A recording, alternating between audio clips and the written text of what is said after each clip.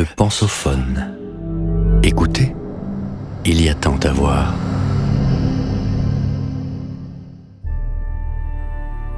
« 1870-1871, quand la Troisième République naissait dans la débâcle. » De Marika Dronot, avec la revue L'Éléphant. Proclamée en plein conflit franco-prussien puis livrée à la guerre civile, elle semblait trop fragile pour durer. Épisode 1. Que vous habitiez Aix-en-Provence, Le Havre, Paris ou Charleville-Mézières, il n'est pas impossible que vos pas vous aient un jour conduit dans l'une des 160 rues du 4 septembre que dénombre la France. Il n'est pas non plus impossible que vous vous soyez alors demandé « 4 septembre ». 4 septembre, mais de quelle année ? Car la date ne renvoie ni à un armistice, ni à une fête nationale. Et ce n'est pas non plus le jour d'une bataille célèbre ou d'un événement religieux. Il s'agit d'un hommage au 4 septembre 1870, date de la proclamation de la Troisième République par Léon Gambetta, depuis l'Hôtel de Ville de Paris.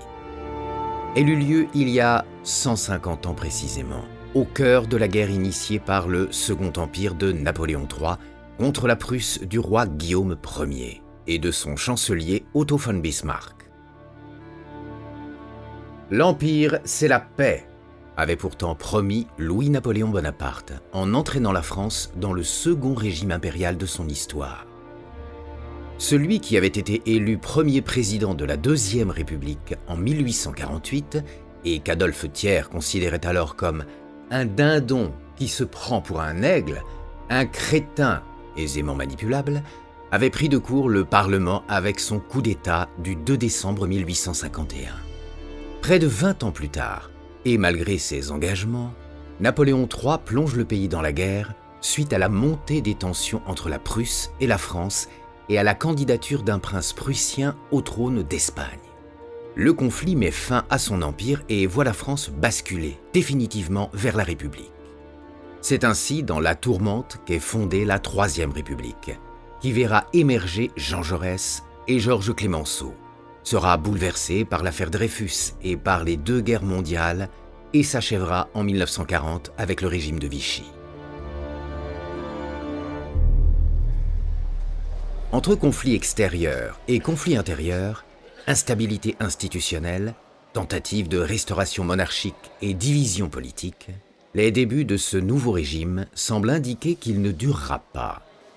Pourtant, malgré sa fragilité apparente, il deviendra la première longue expérience républicaine depuis 1789.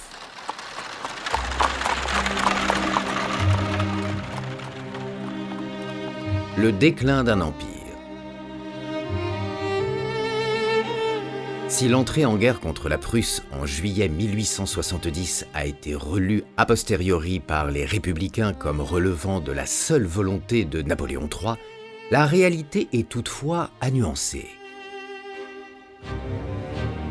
Certains historiens y voient au contraire une ébauche d'union sacrée, fédérant les dirigeants politiques au-delà de leurs divisions. Lorsque le corps législatif, l'Assemblée des députés sous le Second Empire, vote les crédits de guerre, le nombre de voix opposées à l'entrée de la France dans le conflit est d'ailleurs dérisoire. 10 contre 245 pour. Léon Gambetta, lui-même, fervent républicain, vote en faveur de cette entrée en guerre. Du côté du peuple, le constat semble le même. Vive la France! À bas la Prusse! Les démonstrations belliqueuses dans les rues de la capitale se multiplient à mesure que le conflit devient inéluctable. Elles témoignent d'un certain patriotisme animant à la fin du Second Empire la population parisienne et, dans une moindre mesure, la population française. La menace imminente renforce le sentiment d'appartenance à une nation qu'il faut défendre coûte que coûte et préserver de l'humiliation. Aussi, quand les troupes napoléoniennes sont défaites à la bataille de Sedan, le 1er septembre 1870, le traumatisme est celui de toute la nation. La victoire française à Sarrebruck, un mois plus tôt, avait fait naître l'espoir d'une guerre courte et victorieuse. Un espoir balayé les jours suivants par les défaites de Wissembourg et de Fröschwiller en Alsace et de Forbach en Lorraine. Début septembre, dans les Ardennes, le coup fatal est porté à l'armée de l'Empire. Napoléon III, au désespoir, ainsi qu'il l'écrit, et son épouse l'impératrice Eugénie, est fait prisonnier. Lorsque la nouvelle de sa chute parvient à la capitale, des voix s'élèvent pour réclamer la République, que l'Empire avait interrompue en 1851 avec son coup d'État.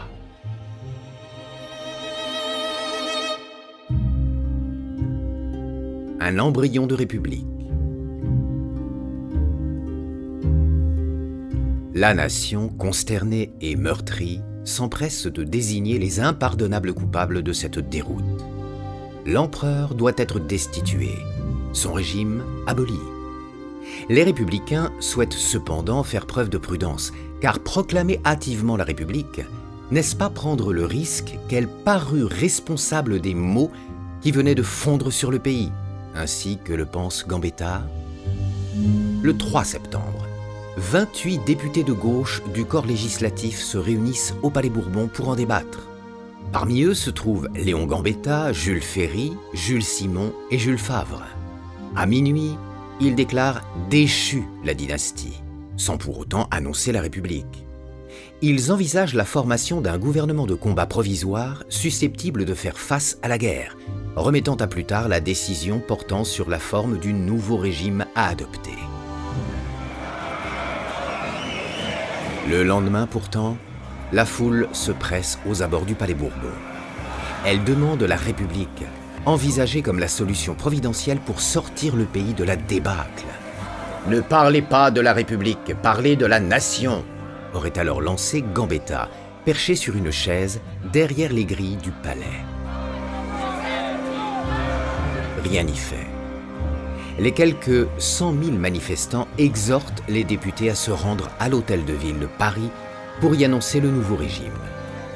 Craignant que l'insurrection ne les submerge, un petit groupe de députés, dont Gambetta et Favre, se laisse donc entraîner par le peuple. Mais au fronton du bâtiment flotte un drapeau rouge, celui des révolutionnaires blanquistes occupant les lieux.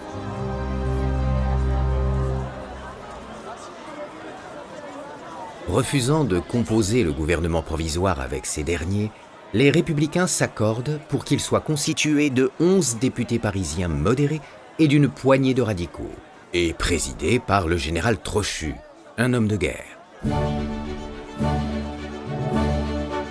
Gambetta, auto-institué ministre de l'Intérieur, proclame ainsi la République ce 4 septembre 1870 devant les habitants de Paris.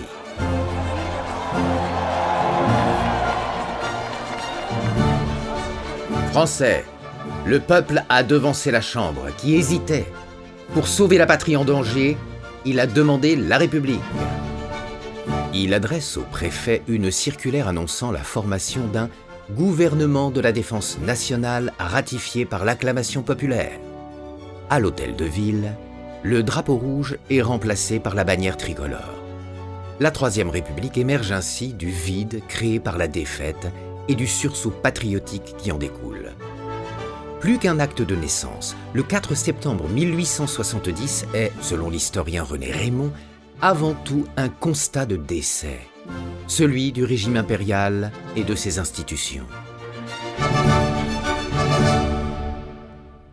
Vous venez d'écouter le premier épisode de cette série. Retrouvez-en l'intégralité sur lepensophone.fr.